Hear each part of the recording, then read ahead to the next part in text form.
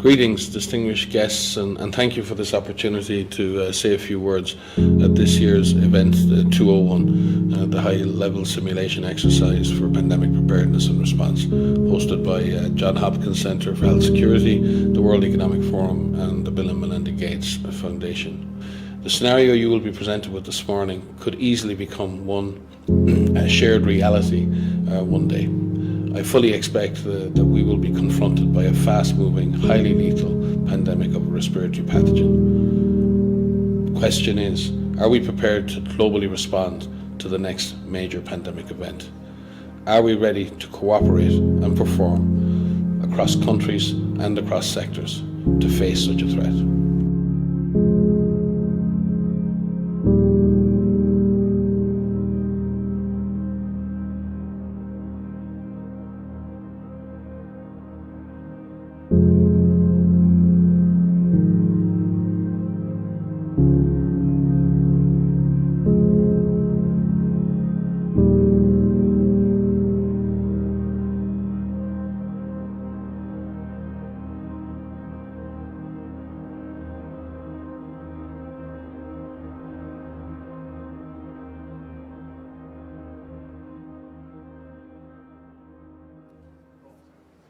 It began in healthy-looking pigs, months, perhaps years ago.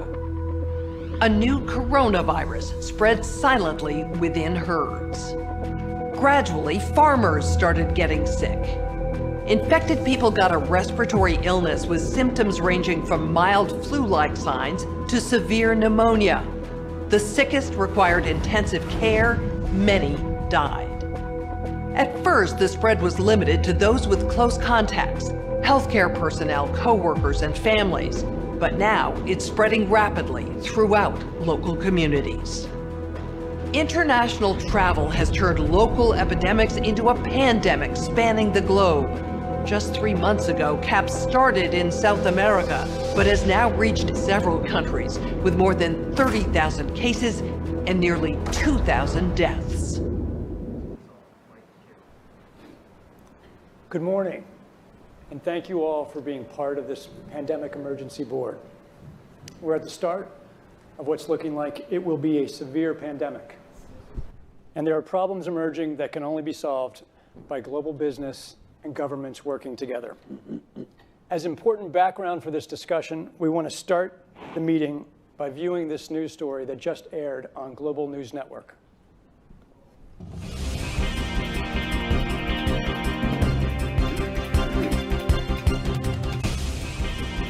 Continuing our coverage of the newly discovered CAPS disease and the scope of its deadly outbreaks, there are now more than 30,000 reported cases.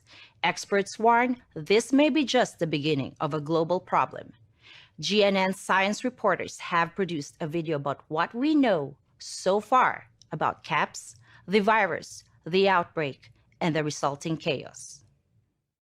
CAPS is a novel coronavirus related to those viruses that caused the frightening SARS epidemic in 2003 and the deadly MERS outbreaks in recent years. Scientists think each infected person in turn infects on average 2 more people.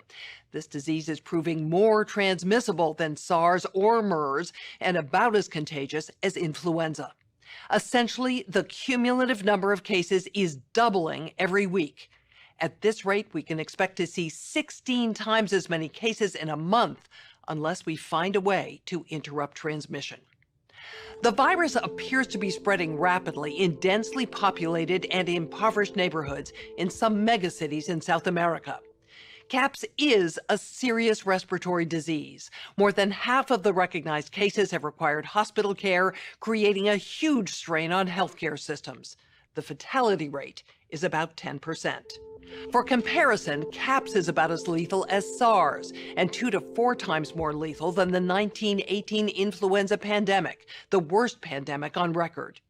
Even so, some people only exhibit mild flu-like symptoms, not requiring treatment in a hospital.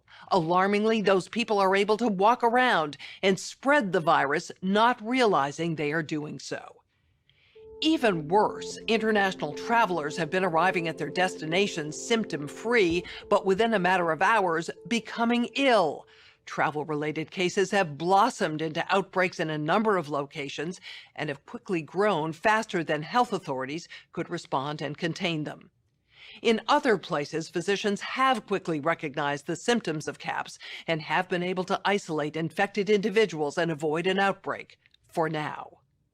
Global public health experts are very concerned about this disease because it appears the virus is readily transmitted through the air from person to person. Essentially, all people are susceptible. Experts agree unless it is quickly controlled, it could lead to a severe pandemic, an outbreak that circles the globe and affects people everywhere. Models developed by leading public health authorities indicate a CAPS pandemic could lead to an outcome worse than the 1918 influenza, which killed 50 to 100 million people worldwide. Given the global population is 4 times larger than it was in 1918, if these models prove accurate, we could be looking at hundreds of millions of deaths over the next year or two. Okay, now we're going to get a briefing on the numbers and distribution of cases by Dr. Caitlin Rivers. As you've just heard, the outbreak is very worrisome. The vast majority of cases are occurring in Brazil and other South American countries. However, as you can see on the screen, there have been some spread to Portugal, the continental United States, and mainland China. Our models project that with continued spread in Latin America and predicted spread to additional countries, we could be looking at double the number of cases in 1 week and 16 times as many in a month if we are not able to stop the spread.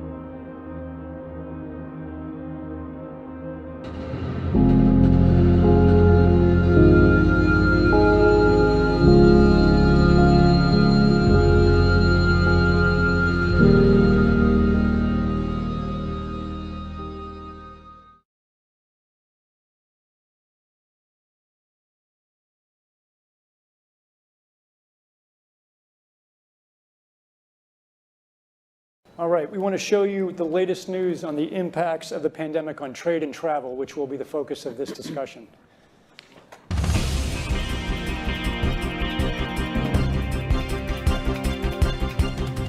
In addition to global public health crisis, CAPS is creating havoc with the trade and travel industries. The frightening public health toll of CAPS continues to mount. Patients are overwhelming healthcare facilities around the world, including many of the makeshift triage and temporary care facilities. People are avoiding public spaces out of fear of infection and in compliance with public health recommendations. This has had a dramatic effect on the retail and service sectors. Businesses of all kinds are struggling to operate, let alone provide basic services as their workers have fallen sick or refuse to come to work. Some companies have allowed telecommuting, but for most businesses and employees, this is not an option. Public health agencies have issued travel advisories, while some countries have banned travel from the worst affected areas. As a result, the travel sector is taking a huge hit. Travel bookings are down 45%, and many flights have been canceled. A ripple effect is racing through the service sector. Governments that rely on travel and tourism as a large part of their economies are being hit particularly hard.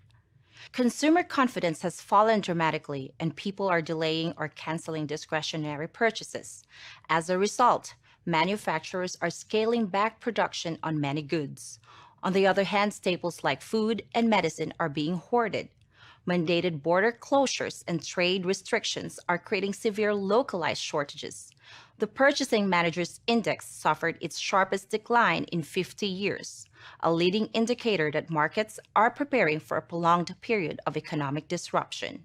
In some regions, politicians are adding to the noise and confusion through social media. Ban all goods and travel from infected countries, and boycott companies that spread disease are common Twitter refrains often led by public figures. It's safe to say we face a tough dilemma. The movement of people may facilitate the spread of caps, but interruptions to travel and trade may have economic consequences that are just as bad. Okay, thank you for reconvening, and let's get an update from Dr. Rivers. In the last 3 weeks, case numbers have continued to grow exponentially. We now have an estimated 4.2 million cases and 240,000 deaths. Almost every country is now reporting cases, and those who aren't may simply not have the resources to conduct surveillance. We don't see any change in the rate of rapid spread, and models estimate that we could have more than 12 million cases and close to 1 million deaths by mid-January. We're not sure how big this could get, but there's no end in sight. Financial markets are universally down by 15% or more on the year. Fear of a catastrophic pandemic and uncertainty about the capacity for governments to respond and remain viable are fueling investor uncertainty. We have called this meeting today because of major strategic problems around communication that are happening globally. And here's a media debate that just happened on air today.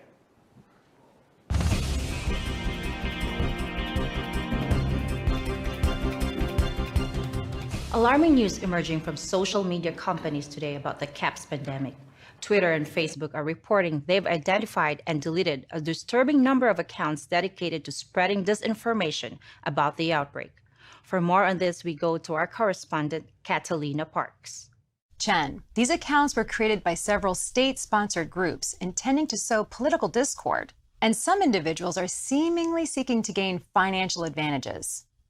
Violence against healthcare workers and minority populations has been increasing. A recent riot highlights the real danger in these posts.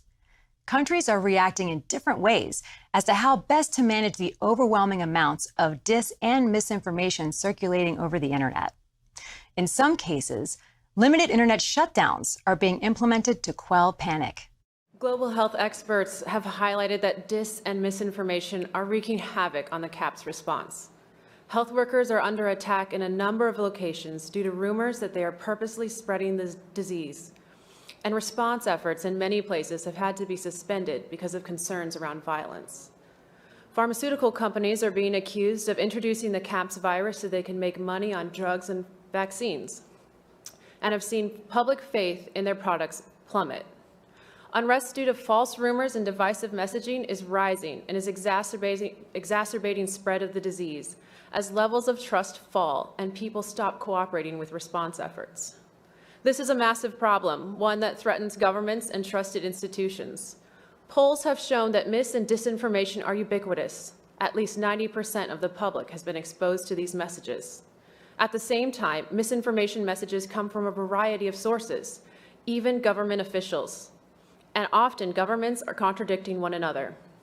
We know that social media is now the primary way that many people get their news. So interruptions to these platforms could curb the spread of misinformation, but could also limit access to information from legitimate sources. But I also think we're at a moment where the social media platforms have to step forward and recognize the moment to assert that they're a technology platform and not a broadcaster is over. They, in fact, have to be a participant in broadcasting accurate information and partnering with the scientific and health communities to counterweight, if not flood the zone, of accurate information. Asti.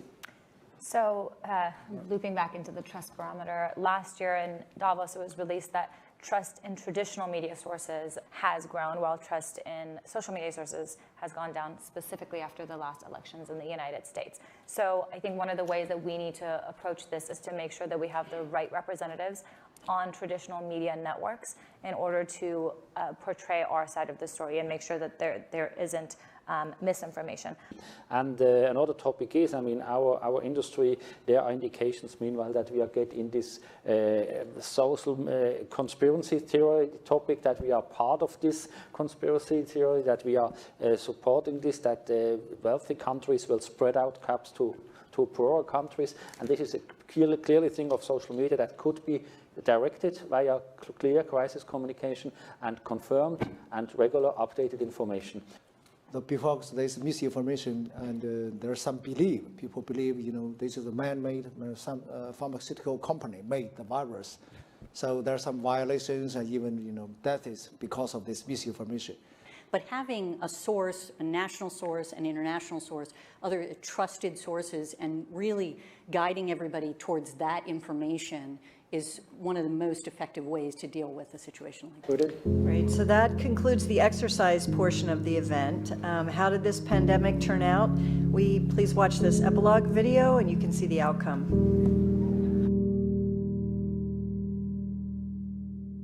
The outcome of the CAPS pandemic in Event 201 was catastrophic. 65 million people died in the first 18 months. The outbreak was small at first and initially seemed controllable, but then it started spreading in densely crowded and impoverished neighborhoods of megacities. From that point on, the spread of the disease was explosive. Within 6 months, cases were occurring in nearly every country. At first, wealthy countries with advanced healthcare and public health systems were primarily able to limit the spread of the disease within their borders. As systems became overwhelmed, however, no countries were able to control its spread. And the disease affected people of all socioeconomic status, from the very poor to the extremely rich, from sanitation workers to CEOs and national leaders. The economic consequences were dramatic. The high death toll and even greater numbers of sick hurt productivity in many industries. Manufacturers were having trouble filling orders, and countless companies in the service sector simply shut down. The global economy was in a free fall. The GDP down 11%. Stock markets around the world plummeted between 20 and 40% and headed into a downward cycle of fear and low expectation. Businesses were not borrowing, banks were not lending. Everyone was just hoping to hunker down and weather the storm. While nearly all businesses were affected, certain sectors were especially hard hit. Travel, finance, service, manufacturing, healthcare, and insurance among them, with some major companies going bankrupt. And there were seismic societal consequences as well. The world saw large-scale protests and in some places riots. People were angry about the lack of access to healthcare and medicine, as well as government's inability to protect them from the disease. This led to violent crackdowns in some countries and even martial law. Political upheaval became the rule across the globe. The public lost trust in their respective administrations. Several governments fell, while others were desperately striving to hold on to power. This spurred further crackdowns. Attempts to control media messaging, originally aimed only at health-related misinformation, became used increasingly to quash political dissent. Economists say the economic turmoil caused by such a pandemic will last for years, perhaps a decade. The societal impacts, the loss of faith in government, the distrust of news, and the breakdown of social cohesion could last even longer. We have to ask, did this need to be so bad? Are there things we could have done in the 5 to 10 years leading up to the pandemic that would have lessened the catastrophic consequences? We believe the answer is yes. So, are we as a global community now finally ready to do the hard work needed to prepare for the next pandemic?